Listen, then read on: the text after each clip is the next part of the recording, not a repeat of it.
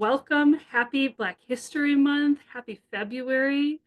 This is the Getting to Zero February Community Conversation. I'm Meg McElroy. I use she and her pronouns.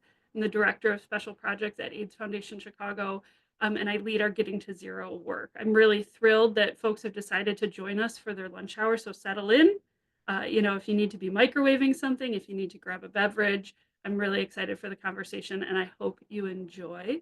Feel free to go ahead and introduce yourself in the chat. Use the chat throughout the conversation today. So this is your way to be able to chat with me, to chat with participants, um, to be able to share questions that you have. We also really want to make sure that it's accessible today. So if myself or any of my guests are saying things that are not making sense, if we're using an acronym that doesn't make sense, please feel free to go ahead and let us know in the chat or the Q&A throughout the conversation. We want to slow it down and break it down. I talk about getting to zero, GTZ, every single day, but if there's something that's not making sense, let us know so we can help make this information more accessible. I'm really excited to be I'm joined by, you guys can see them on the screen, I'm joined by a powerhouse group of amazing advocates. You guys, count my lucky stars. I felt so blessed when each one of them said, yeah, I can be part of this conversation. So we're going to talk about leadership and legacy, the power of Black advocates in the HIV movement. I'm going to dive in a little bit deeper to who all is on the screen. But I just really feel free to show them some love, use the emojis, use the chat. But I'm so excited for Aisha, Ebony, and for Terry to be with us today.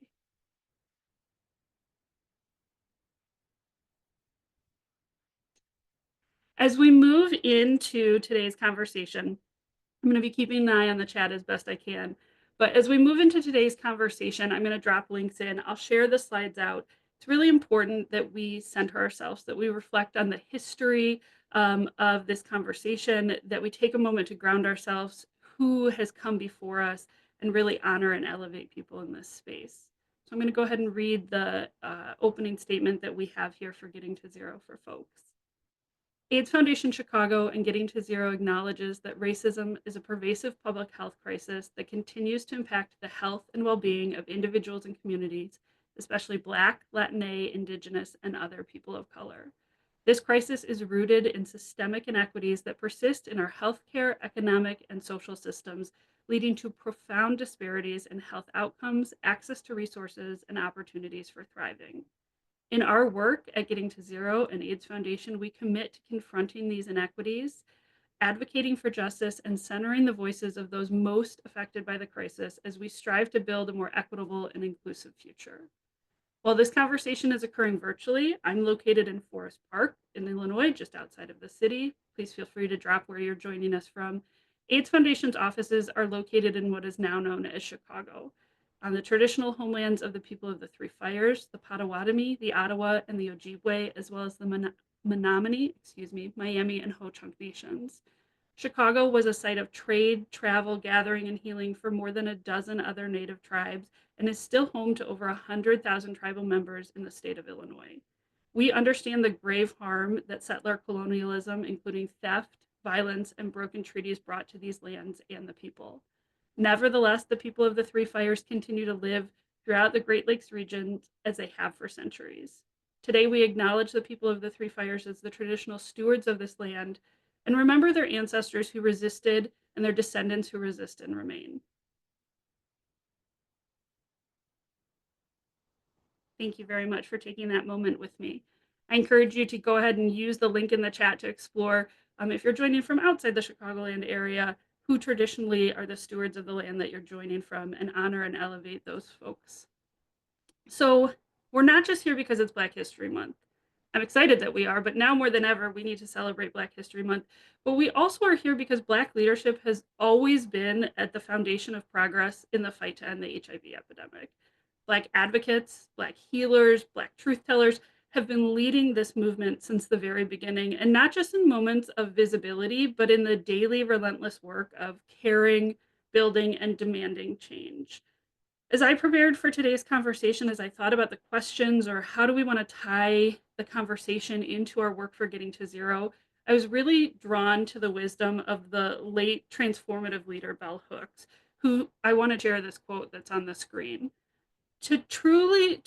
To be truly visionary, We have to root our imagination in our concrete reality while simultaneously imagining the possibilities beyond that reality. To me, that is getting to zero. And equally, this is Black leadership. Black leaders who have never accepted the world as it is, but imagined better and fought to make that vision a reality. Black communities have been doing this work, building networks of care when systems have failed, creating policies when none have existed, and absolutely reshaping advocacy from the ground up. So the fight to end the HIV epidemic, when you're like, Meg, why are we having this conversation? The fight to end the HIV epidemic is not just about medicine or about policy. It's about people, it's about equity, it's about trust, and it's ensuring that Black-led solutions remain at the center. This is my commitment, and I know the commitment everybody on today's call. Getting to zero, we recognize this as truth. Black leadership is not just important, it's essential. It's a non-negotiable for me for this plan and for many people who have worked on it. Getting to zero, there is no getting to zero without Black voices and without Black community, and there's no health justice without Black power, and there's no liberation without action. So those are the things that I want us to hold as we move into today's conversation. We're here to listen, we're here to learn, we're here to uplift. I know that there will be laughs. I know that we're going to share joy in this moment just from knowing these three wonderful people on the call. Like, it's about to be a fun conversation. But it's not just about GTZ strategy. You know, sometimes our conversations are really rooted in what is the strategy? How will we get to zero? This is a conversation about legacy. It's about honoring people who have built this movement. It's about celebrating people who sustain it. And it's really about what do we need to do to invest in those that are continuing to carry the work forward. So with that, I want to go ahead and introduce my wonderful guests here today. I have Aisha Davis, Board President at Affinity Community Services. Evany Turk is joining us, Executive Director of HeartWorks Consulting, and Terry Dudley, Infectious Disease Program Manager at Chicago Family Health Center. Welcome, everyone, to the conversation. I'm so glad that you guys can be here. And I do want to say, each of these people wears many, many hats. So this is one title that they have. I'll let them decide, you know, what other titles they're going to bring into the space or what other things that they would like to share kind of about their identities or experience. But I'm thrilled kind of that everybody is here. I'm going to drop my slides so that we can kind of all see one another. I'll pull them back up. I'm going to keep an eye on the time. I've got a series of questions for Aisha, Evany, and Terry. I'll keep an eye on the Q&A in the chat, but let's go ahead and jump right in. Okay, so my first question for you all, and let's go ahead and just take this in alphabetical order. We'll do Aisha, Evany, and then Terry with this. Black communities, as I shared, have been at the center of resistance, resilience, and transformation. From mutual aid networks to community organizing, Black leaders have built movements when our systems have failed.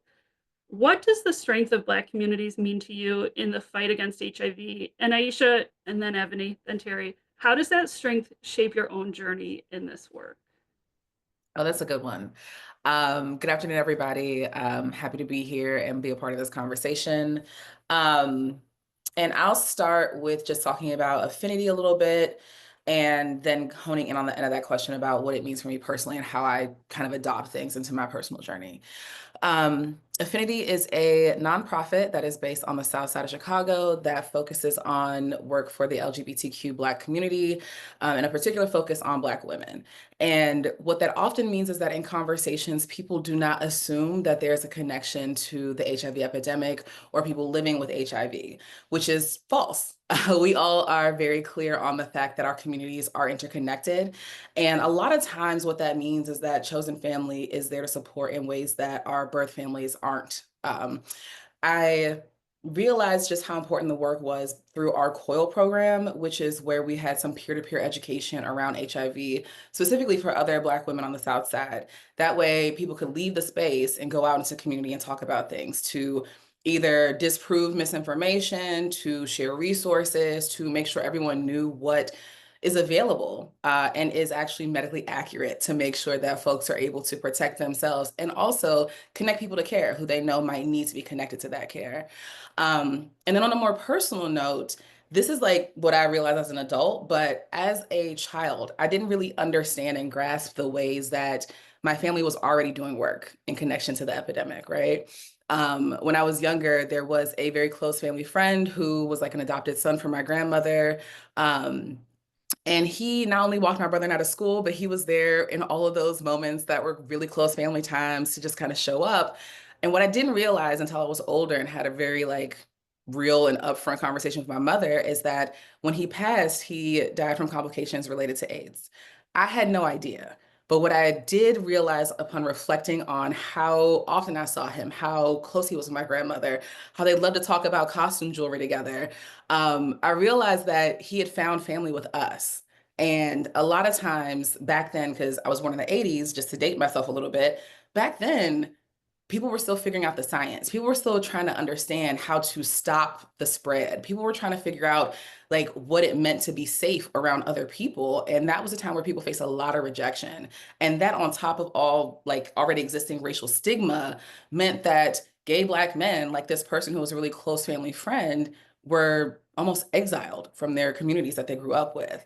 So just knowing that growing up, I had an uncle, right? A play uncle, but like an uncle still who was already impacted by this epidemic, who I saw love shown to regularly and all the time, who I was always happy to talk to and share things with and play dolls with because he was such a kind person to indulge that for me.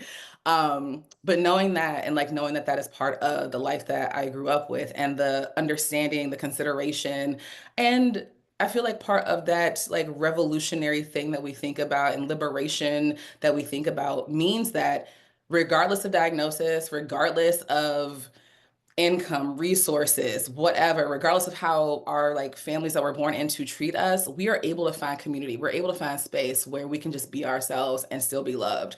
And so I take that with me every day because honestly, given the last month of things that have happened, I think that now is a more important time than ever for us to remember that every day we are making choices to build community and get closer and closer to liberation. And we can't do that without welcoming our entire community. Aisha, I love that. It's not just like advocacy and activism uh, is a thing that it's not like, oh, you show up 9 to 5 and this is what you do. It's like this is how we're going to lead our lives. Your family had an ethos and a model of how do we care for one another. What a beautiful thing to share. Thank you so much for sharing that. Ebony, same question to you. What does the strength of Black community mean to you in the fight against HIV? So, um, Ebony Turk, my pronouns are she, her. Meg, thank you so much for um, just introduce me with one title. um, so, I am also, I've also been living with HIV for 23 years. So, I um, now have lived almost half my life HIV positive. So um, the Black community has saved my life. The Black HIV community has um, helped me recover from um, believing that I could not have a life with HIV. Um, and I believe that the community also helped me understand and working in the community and working and helping and supporting and playing and all the things in the community helped me to understand who I was as a person because I was young, very young when I was diagnosed with HIV, and I now understand, which is why I started my own consulting firm, um, is to understand what I bring. And what I bring is my individual creativity. Thinking about the Bell Hooks quote, my imagination. I have a huge imagination when it comes to solving problems. I'm a problem solver. And um, sometimes people want with systems want you to solve problems the way they want you to. And me growing up and being mentored by amazing mentors in the HIV community helped me realize that I can help solve problems, and I can be creative with my morals and values that I hold from my family and ones that I've developed in community. So that's what drove me to create my own firm and kind of want to work for myself so I can do the things that I want to do the things that I know I can do to help and support my community. And kind of that's how I move in community. I try to be as collaborative as possible. I try to be as supportive as possible. I try to help as many people as possible. Um, I, find joy in my community because I have so much. And I have a unique thing that I love about the HIV community and the Black community in a whole is that I can go to any city and meet with community.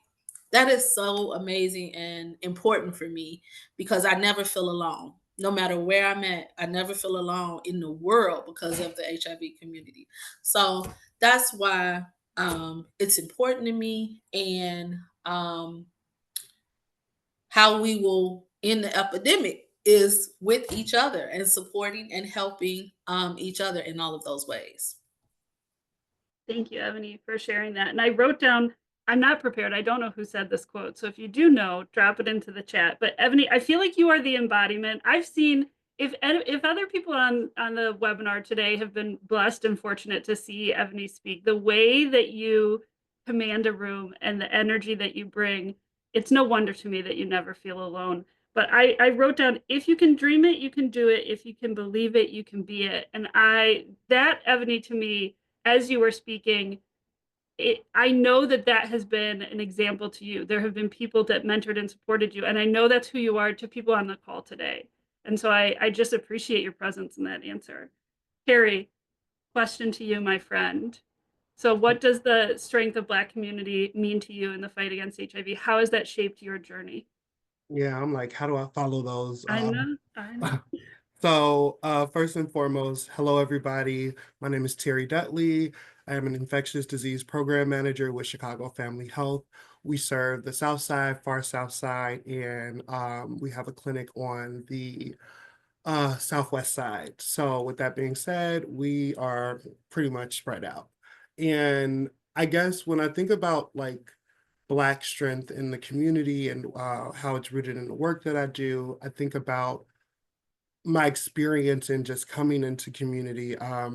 My first time coming up north was like 2009, and I think I related to the idea that I was in a space that felt welcoming, but not as much as I thought it would be. And I had a lot of questions about a lot of like policies and procedures, but I also had a lot of people who encouraged me to ask a lot of those questions, a lot of those Black leaders and people I think about like Timon West, or I think about Antonio Jackson. And those were youth directors who I really looked up to because those were like Black men in spaces that I had never seen before, but also really advocating for a lot of things. And it really made me really want to step into those shoes. I always tell people this work started for me with my uncle passing away from AIDS complications and me not knowing about it until I got older. And then me and my best friend did a history fair project on the HIV epidemic when I was 15. And it just kind of snowballed from there to youth programs and youth jobs. And I think that what I've always noticed is I've always had Black women, Black men want to pour into me because they saw something about my leadership, about my voice. And a lot of times I didn't see that in me just because, like, going through my experiences with homelessness and housing instability. And if you would have asked me at 20 years old if I would have saw myself here, I probably wouldn't be able to imagine it. And because of that, I think that it did encourage me to do other work on the sides. I been a part of like creating community cleanups in Black communities, specifically communities where I live, because I think it's important to just give back in a way that you are not asking for anything. And when I think about the history of like HIV and activism, it's been Black people saying, hear us, we're part of this, and we won't be ignored. And I want to just highlight all those voices in the work that I do, but also make sure that I'm not being complacent and where we are in HIV, what does it mean to get to zero? And yeah, I think that it's really looking at a lot of history. And even if we look at like how a lot of history repeats itself, how do we learn from that history so we can do better? So I would look to a lot of my elders in community, a lot of folks that I really respect in their voices and their experiences to guide the work that I do, and also how I give back to strengthening those Black communities I'm a part of. Terry, I love that. And I think you touched on, I'm going to take my questions out of order because it just organically flows there. So I apologize to my guests who have my questions, but I really want to move into something that all of you talked about, but Terry, you most specifically talked about. And when we think about the future of HIV advocacy, it depends on who we invest in today. All of you said I had people invest in me, and that's why I'm where I'm at today. And so it really depends, who are we pouring into today? What does leadership development look like for the next generation of Black advocates? How do we ensure at getting to zero? How do we ensure that they have the resources that they need, the mentorship opportunities they need, the opportunities they need to lead and to thrive in these spaces? Are we just, is that me? That can be any of it. Yes, that is you, because you were Oh, talking, you're okay. doing that. You're doing that in this moment, as are all of you. But please, Well, any of you who wants to speak to that, please go for it. well, I'm gonna start real quick with I think it's important to have chosen family with people pouring into you. My chosen mom is on here. Hey Jill, I see you. But with all that being said, one of the most important things for me with investing in the next generation I think about is, what do opportunities look like for Black LGBT young people who are homeless, who are living with HIV? What is what does that look like past workforce development programs? I think that that was something that was really, really helpful for me, but I knew that my work was invested in advocacy and activism, and also these agencies where I had experienced so much, like, just people pouring into me. I wanted to be a part of that next generation. So what do pathways into like some of these agencies look like, in very holistic ways, and understanding people's experiences past working for your agency? I think that I've had an opportunity to go to school. I'm getting ready to graduate from UIC with my degree in public policy, and being someone who experienced homelessness, and like I had to leave school, go back, and all these other things.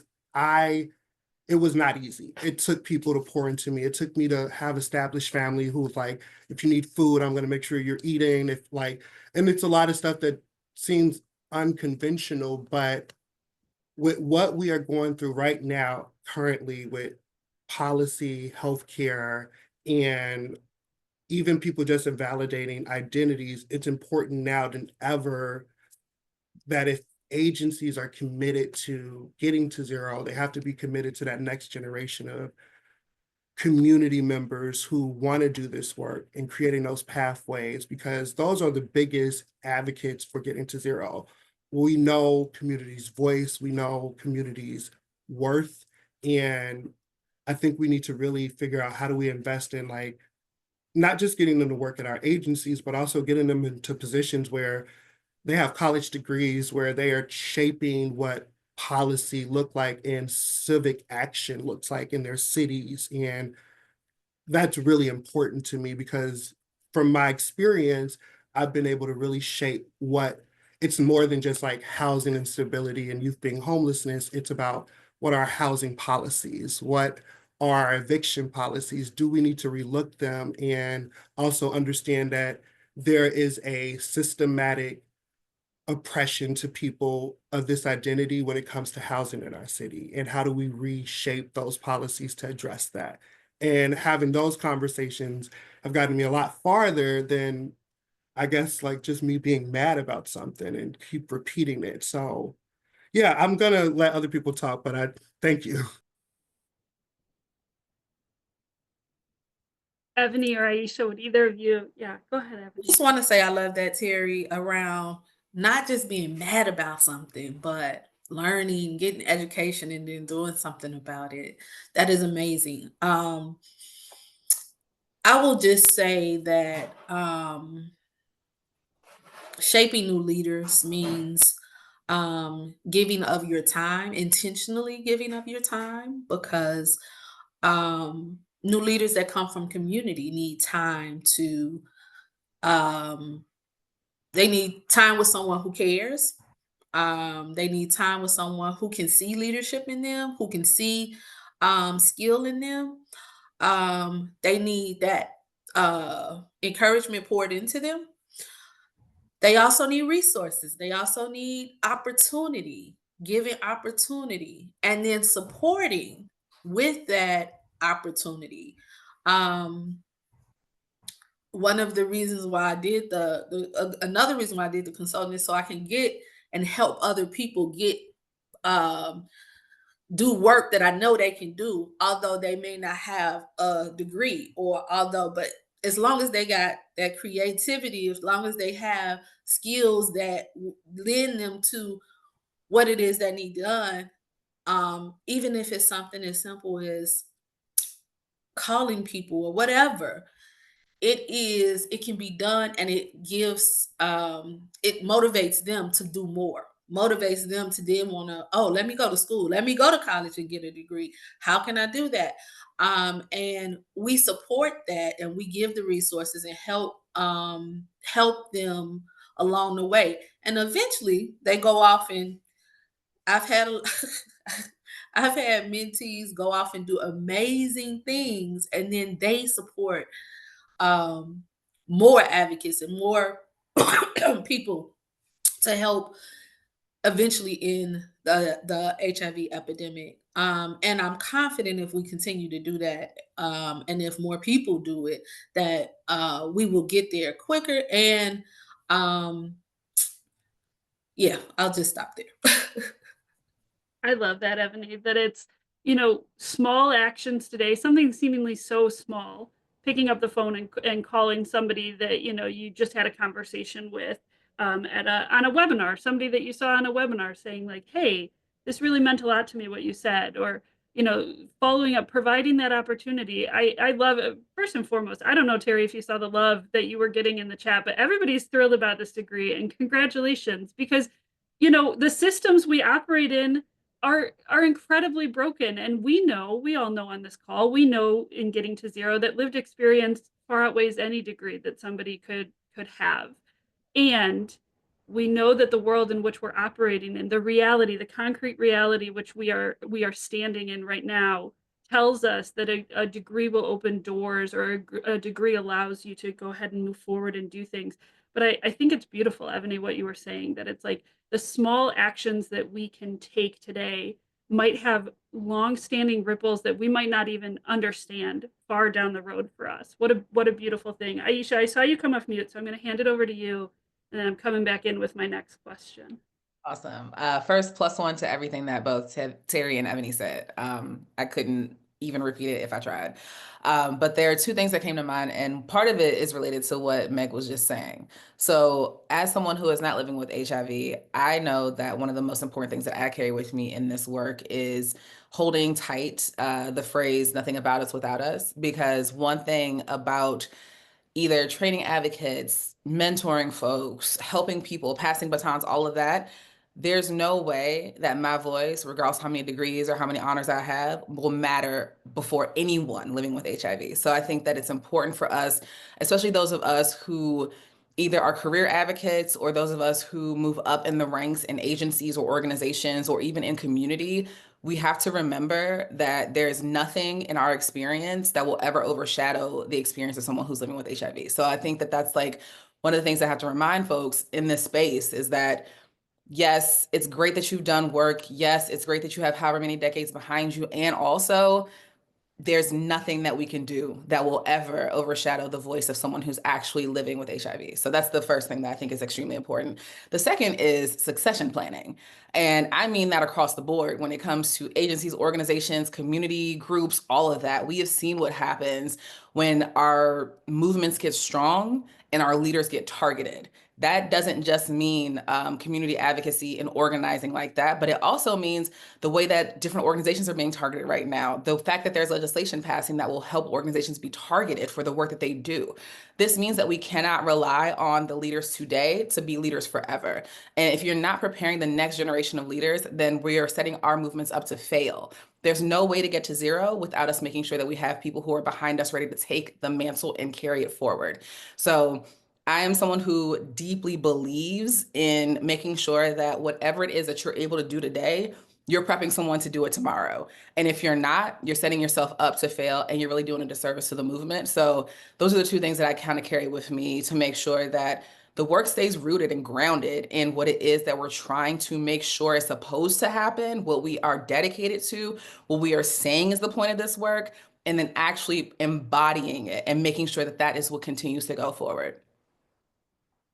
Gosh, it is so I just want to bottle all of this and like carry it with me all the time, like everything that is being shared.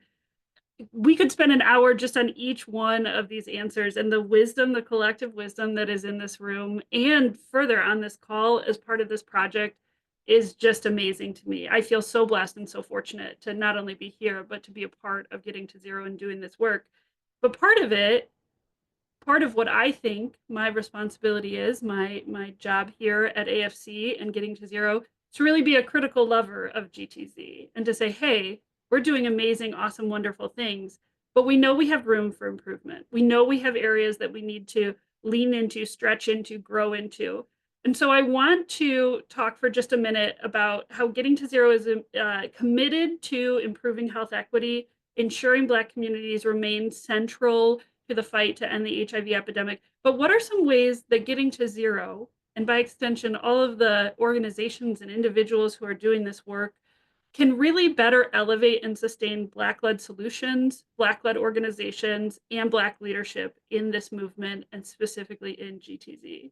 I want you to be real with me. Like, we need, no, but I think sometimes it's like we don't want to push back on Getting to Zero, this large, like, statewide, project that we're doing. It's like, no, we want to, it's important to be, again, like critical lovers of GTZ and say, we can stand by what we're doing because we know we examine where are those places that we need to invest more and make sure, again, Black-led solutions for Black leaders, for investing in, like, how are we making sure we are bringing everybody along for this conversation and in this work. So you said we're being real, so I'm just going to start by the first thing that came to mind. There's a reason why the Black Panthers were focused on feeding people while also educating them. And that's because people's basic needs have to be met before we can get any work done. So the first thing that I think of is give people resources. And I know it's not pretty. I know sometimes when it comes to funding, there's always a mission that has to be attached, or scopes that have to be drafted, or performance evaluations, or check-ins and reporting. Sometimes that's not what community needs, especially when you're talking about a time where we are seeing our communities being targeted especially hard right now. We're seeing international funding for HIV prevention and treatment being pulled. We are seeing targeting of Black communities and civil rights programming from the federal level happening. We are seeing all of these things that are specifically aimed at hurting our communities that are especially vulnerable in this moment already. So sometimes it's gonna look like feeding people, housing people, clothing people. We're in the middle of the winter here. Can you imagine trying to do the work, no matter how important it is to you, but trying to do the work while also knowing that at the end of the day, once you leave your 9 to 5, you either have to sleep in your car or outside somewhere in sub-zero temperatures? It doesn't work. It's not going to lead to a strong movement or anything that is sustainable. So sometimes when we're talking about being creative and leaning into the work of our communities and our like communal ancestors historically, it means we have to see people as people first. And so finding the ways to either redirect funding or if you are someone with the connection to the person with the purse, tell them directly, hey, look, I get that we want to have, we want to go back to our donors and our funders to tell them all of these different things that we were able to achieve with this money.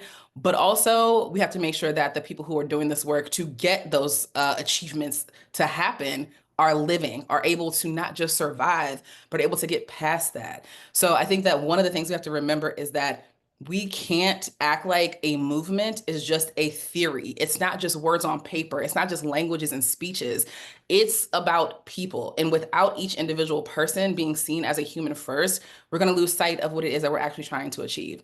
The other thing I will say is that in times like this, it is especially important for us to remember the ways that we are all connected.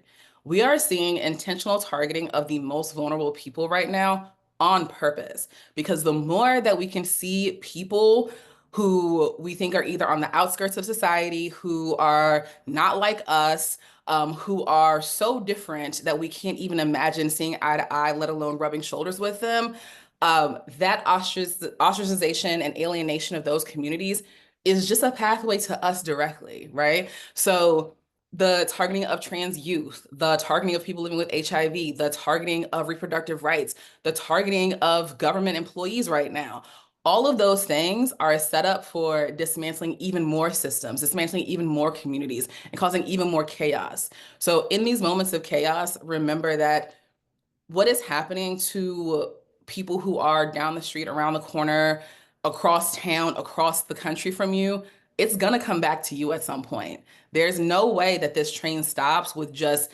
denying gender affirming care to trans young people. There's no way that this train stops by taking away the coverage for PrEP and PEP or other HIV medication, prevention and treatment medications.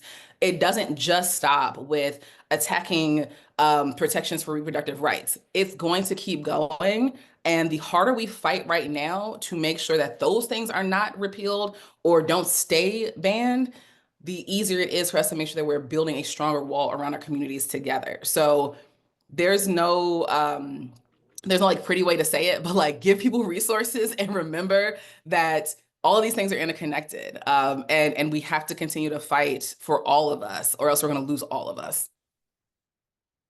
Beautifully, beautifully said, Aisha. And I'm going to open it up to Ebony and Terry in just a moment. But I think that was the second point, especially that you were making, about seeing people as people first, but seeing people as whole people. Like that is a huge part. It's the entire, the plan released in June 24. Sorry, we didn't do our whole GTZ, what is GTZ spiel at the beginning here. But like the newly revised and released Getting to Zero Illinois Plan 2.0 that was rolled out in June of 2024, there's a very intentional reason that the first of the three pathways is about improving the quality of life for people living with and vulnerable to HIV. And the biggest piece that you were just talking about, Aisha, that I think is so important in that first pathway, the conversations that Dr. Tiasha Bailey was having around the state with people, bringing people together, is saying, look, like we want people to know there is a place for them in GTZ, that everything that people are doing, whether it's connected to AFC, whether it's connected to Getting to Zero, the work that they are leading and doing in their communities will help us get to zero, to reach those goals that we're trying to get to.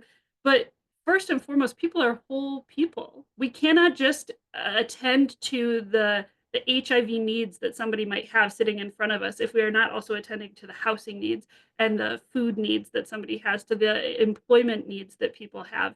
And so I really appreciate you bringing it back and grounding it, that this is a conversation. Yes, we're talking about HIV and we're talking about Black advocates in the HIV movement, but we are talking about people and how do we invest, pour into, and support whole human beings in this conversation. Ebony or Terry, anything you want to add about how we can kind of be critical, again, critical lovers of GTZ, areas where we need to invest and focus and do better? I'll go. I don't think I'm just gonna say this. I think that in my experience in this work, I have experienced a lot of tokenism, not in the sense of like now where I am in my career, I feel as though now I am very respected in my work, but I can remember a time where people would want me to take pictures for, brochures for their agencies and things like that. And I didn't have a place to sleep that night, or, I didn't have food that day. And it's something that really, really bothered me. It still bothers me to this day because I still can see those brochures. Just anyway, with all that being said, I think about the idea that a lot of times we have these initiatives for Black people, and we have these spaces where I've been a part of it. One of my experiences working with an agency, and right after George Floyd was murdered, they wanted to have a town hall discussion, and I was coaxed into being a part of it, and it made me feel really sick, but it also made me feel as though my voice was invalidated only to a moment of harm, you know? And I think that what my experience has turned to is understanding that when we are trying to center Black voices and Black solutions, we actually have to listen to them and provide a actual communication on a plan if this is actually something that we can do, something that can happen. There have been so many times where I've been in spaces where we want to hear Black solutions, Black voices, and I think I've seen it where there's a meeting or two, and then the meetings they stop happening. What I've also seen spark from this is Black trans women, Black men, Black non-binary people, Black people of third genders create their own entities in a way that is uniquely to those needs, because those Black solutions, even with these incredible agencies, just weren't being heard. It wasn't being addressed. And I think it's a beautiful thing, but I also think that now those agencies need those support because they're not going to be getting those same type of dollars, and especially in the time right now. And if we want to center the voices of Black people, Black solutions, we have to center those Black agencies, those Black leaders, those Black advocates who are on the ground doing the work, who are going into Jackson Park and doing rapid HIV tests, who are handing out condoms. And I think that a lot of times, the more people go up, it becomes a conversation about actually it just becomes conversation. And I also really, really am invested in those people going into communities, going to those events, seeing what it actually looks like to convince somebody to take an HIV test, because sometimes you have to convince people in understanding how does that play into getting to zero when people might not want to understand where we are and what our plans are. So yeah, I know that's a long-winded way, but I just wanted to say that. No, I appreciate the addition to the conversation, and absolutely plus one for all of that, that we need to meet people where they're at, and not just it's not just talking the talk, it's walking the walk.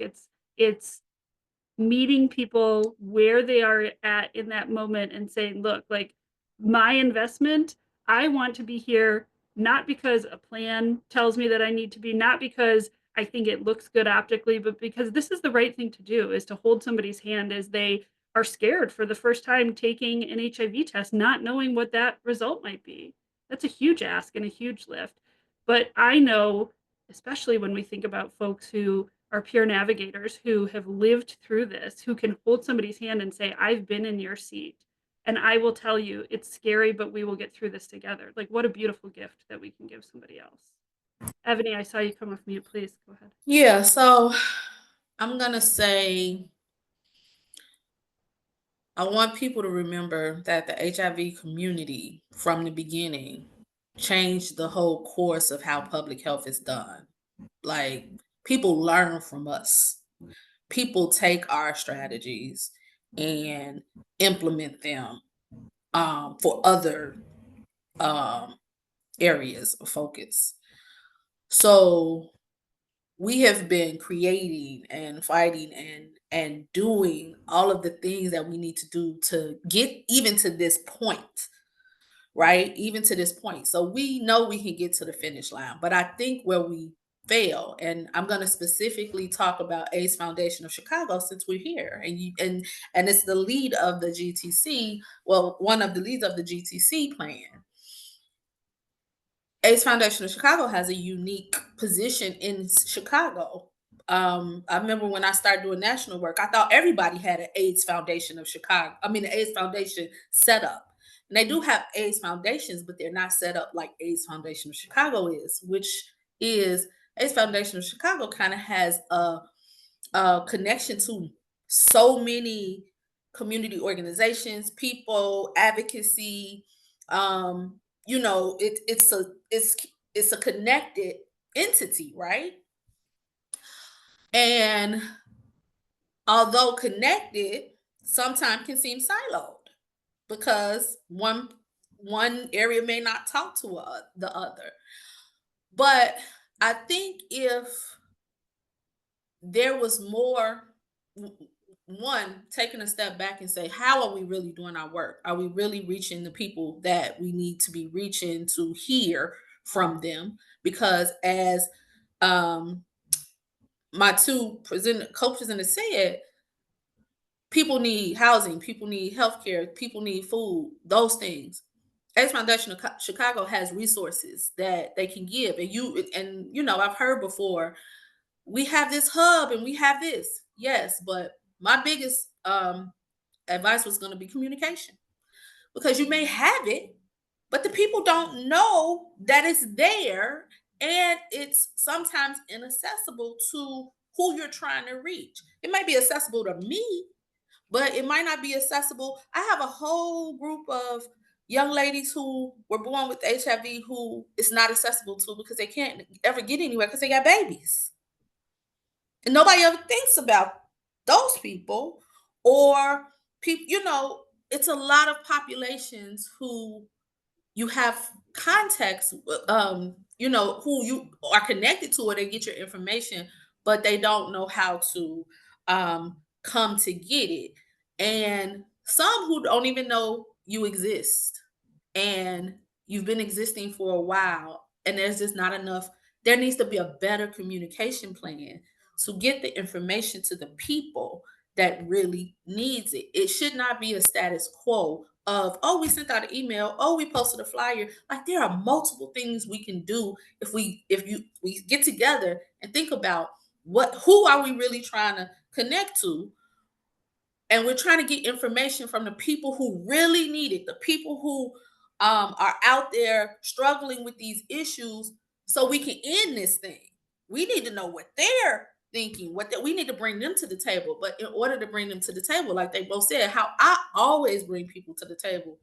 And the reason, any organization that I work with, is, are you giving the people what they need first? Because I bring in people, when I mentor, that's how I mentor. Somebody say, Ebony, I need housing. Okay, let's work on that. And then I get them housing, set them up. And then I'll be like, okay, now let's talk about what you want to do with your life. How can you live your best life?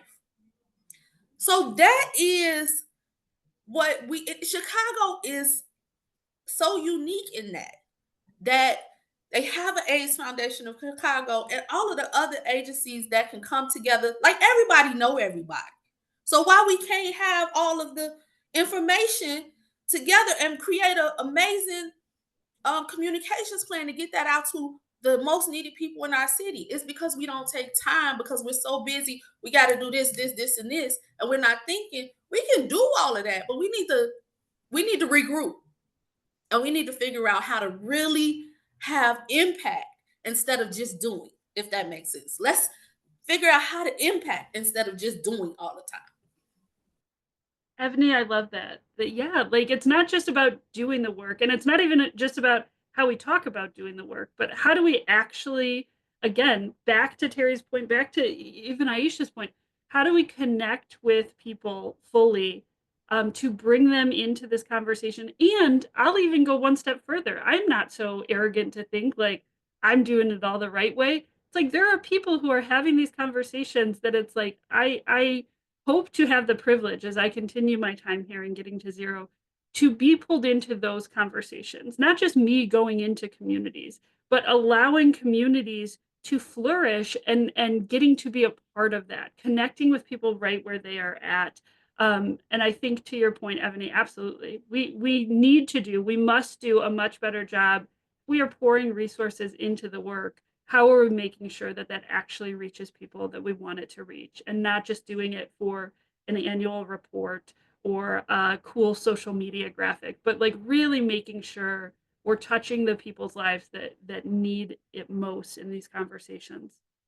So we are at 12:50. I've been watching this. I see some activity in the chat. I do unfortunately have to start to move us towards the close of our conversation. And so as we have been having this series, we're having Getting to Zero community conversations roughly right now every month. I think we might move to every other month kind of as the rest of the year unfolds, because to this point of meeting people where they're at, being in community, COVID took a lot of things away from our communities. And one of the biggest things that I feel as somebody who is doing this work and has been an advocate is that we have lost the opportunity, had lost the opportunity to physically just sit with somebody, to physically just be face to face with one person or a community of people. And so I'm really excited, and this is a different conversation for a different day, really excited about what we have in store come a little bit warmer weather, summer, the opportunities for Getting to Zero to be in community, the statewide summer tour that we're planning to travel across the state, both to places throughout Chicago and the Cook County area where we know more than 70% of people who are living with HIV in Illinois are residing, but also to say that other 30% of people as well who are in Rockford, who are in Carbondale, who are in East St. Louis, and the Quad Cities, we want to have conversations in those communities too. So I'm really pumped. Please keep an eye out for Getting to Zero communications about those things. But as we close out today's conversation, the question that I've been asking in each of these is really, if someone is learning about Getting to Zero for the very first time today, or they're not quite sure how they can fit into the plan, fit into this work, fit into this effort, what's the one message that each of you would want that person to hear, and why?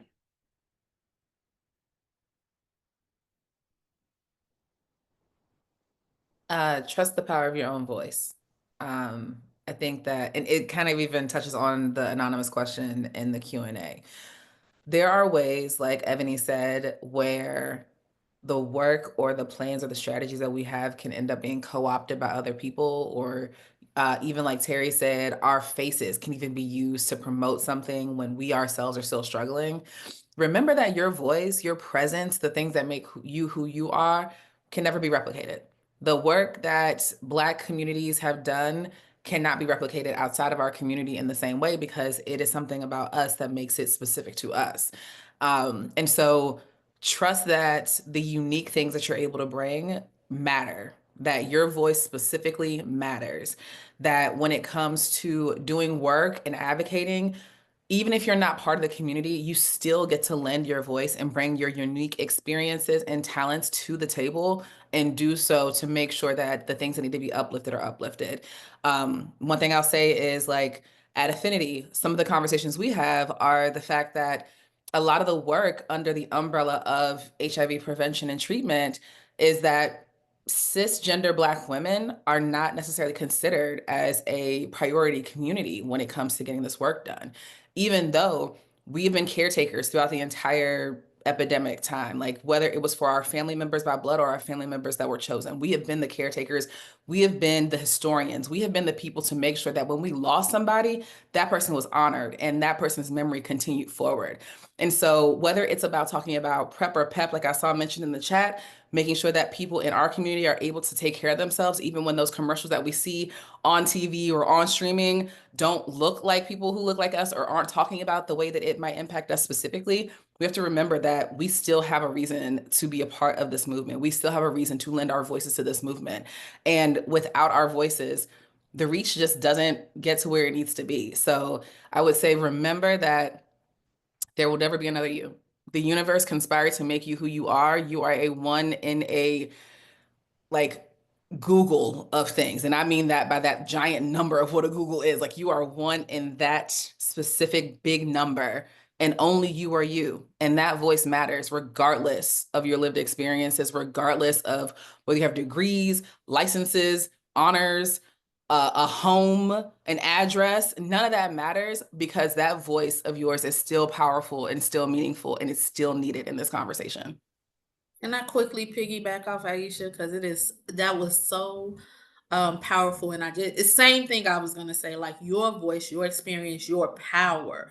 As this is a Black imagination, I think that was the title of this. What I thought of was we have been having like Black people have had to be creative since they set foot on this land, because we had to learn how to survive. And for me, I think about that a lot, about what the creativity of my ancestors and what they had to do to survive, which is what is in me. What makes me very unique is that I see things in a specific way. I experience things in a specific way. And I also have learned, and I had to learn this part, that no matter who tells me Black women are not a priority, they're a priority to me. So if you say it, I'm going to go in there and say they're a priority to me. And as an example of that, I'll just say I had a job. I applied for a job once, and I'll say it, at the University of Chicago, and they had a grant that was just for the LGBT community, and I was like, I'm cool with that. Those my people, right? That's my family. But I'm a Black woman. I'm a cisgender Black woman, and I will not work for an organization that does not include me in it. So they had to go find some money so I can create a support group for Black women so I can test Black women. That's not, when I say, from my first answer, when I stand on my morals and values, that's what I take in rooms with me, because I know what my priorities are. No matter what you say yours are, I know what mine are. And I know that I bring something very unique. So I double, Aisha, your voice and your power. I know we at 3 minutes, and I'm gonna make it quick. I want to say Take your that time. Take your time. I want to say that the first person who gave me a job in this work where I was able to sustain myself was a Black trans woman. I'm always uplift Marissa Miller. She saw something in me that people before never saw in me. And from there, I've had other Black women. I remember next month makes a year since I've been diagnosed with HIV. And my story is I was on a long acting injectable and yada, yada, yada, and no one knows what happened. But with all that being said, Black women were the people who helped me get through that. Everyone from Caprice, who's my chosen grandmother, to my best friend Carol. Like, if you go to my social media, she's all on there. But it was Black women pouring into me, and I really want to highlight that right now, because it's something that I even experienced within my agency when it comes to, we had someone recently who was a Black woman who tested positive for HIV, and I knew about resources, but no one in my agency knew where to send this person. And thank God I was there. I'm the first Black person living with HIV who's been their infectious disease program manager. So I bring a lot to that. And I'm bringing those voices because those voices poured into me, uplifted me in moments. And we can't get any of this work done without Black women. And that's just something that is personal to me, because I've known in my life that they have been the ones to pour into me in a way that, like, I haven't experienced in other spaces, while also having to bear in this world that is so resistant to their very existence. So I just wanted to uplift that, highlight that, and just say thank y'all for the work that y'all do, the pouring into me. And yeah. Well, thank you so much to each of you. It's incredible. It has been an incredible hour for me. An hour is not long enough, like it has just been an incredible hour for me. And I hate to see it. And I couldn't agree more with everything that has been shared. I appreciate the engagement. I appreciate the dreaming big dreams and holding accountable and creating space and investing in. And I just continue to be thrilled and honored to be in this work alongside each and every one of you. I'm going to wrap it up real quick with folks. So I would love for people to join us next month. I'll send out the slides. All of this is in the slides if people are having to jump off. But next month, our community conversation is going to be all about aging positively, insights from the recently released State of Aging with HIV National Survey. Really excited to bring some folks on to really talk about the unique needs of older people who are living with HIV as they navigate kind of distinct experiences and address things like stigma and quality of life, social supports. So that is our conversation coming up next month, March 12th at noon, same time, same place. I also want us to go ahead and share. Please go ahead, stay connected to Getting to Zero. If this was a conversation you enjoyed, if you heard about work that you want to be plugged into, here's the plethora of ways you can become one of our partners in Getting to Zero. You can join AFC's Mobile Action Network by texting AFC to 40649. This is the way that we activate our advocates when there are opportunities at the state, local, and federal levels to take action, to let our policymakers know what we want them to do when it comes to certain bills, legislation, things that are impacting our lives and our communities' lives.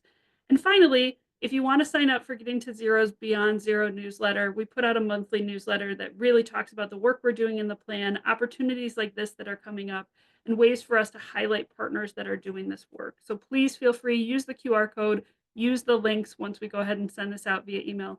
My final thing, I could not have had this conversation, obviously, without Ebony, without Terry, without Aisha. So huge round of applause. Show them so much love in the chat. I am abundantly appreciative for the experiences, the expertise that you've shared today, and have just so greatly enjoyed today's conversation. Then I want to take a moment to just thank all of you who have joined us for your lunch hour. You could have been anywhere. You chose to be here with us. I appreciate everybody plugging into the plan. Visit us online. If you liked today's conversation, scan the QR code and tell us in our post-event survey. If you didn't like the conversation, if you thought there were things we could do differently or do better, also scan the code. Let us know so that we can continue to make these conversations what people need to plug into Getting to Zero and doing this work. Happy Black History Month. Thank you all for your time, and I appreciate sharing space with each one of you.